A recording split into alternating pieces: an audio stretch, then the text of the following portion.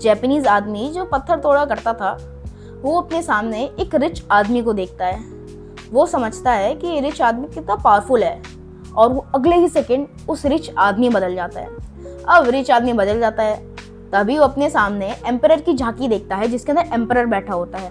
आगे सोल्जर्स, पीछे सोल्जर्स, बहुत पावर में। वो सोचता है कि जापानीज एम्परर कितना पावरफुल है, मैं ये बन जाता हूँ। अगले सेकंड वो जापानीज एम्परर बन जाता है। अब वो सुबह उठता है, अपने घर के बाहर जाता है, तभी सामने से सूरज की किरणें उसकी आंखों में आना शुरू होती है।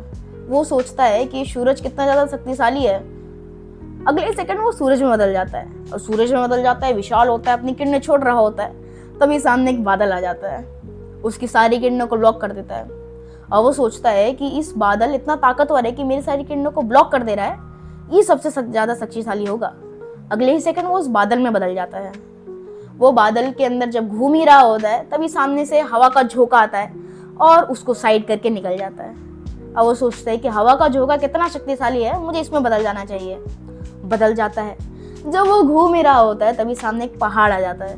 पहाड़ से टकराता है, बिल्कुल शांत होता है और सोचता है कि पहाड़ ने मुझे रोक दिया, ये कितना ज़्यादा शक्तिशाली है, मैं अब इसमें बदल जाता हूँ। अगले ही सेकंड वो पहाड़ में बदल जाता है। अब वो पहाड़ में बदल जाता है, आराम से लेटा हुआ होता है। तभी एक पत्थर तोड़ने वाला आता है और उस पहाड़ को तोड़ना शुरू कर देता है।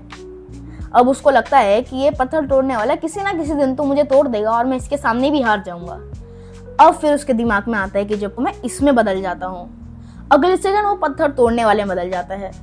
दोस्तों, क्या जहाँ से उसने शुरुआत करी थी वहीं पे वापस से पहुंच गया।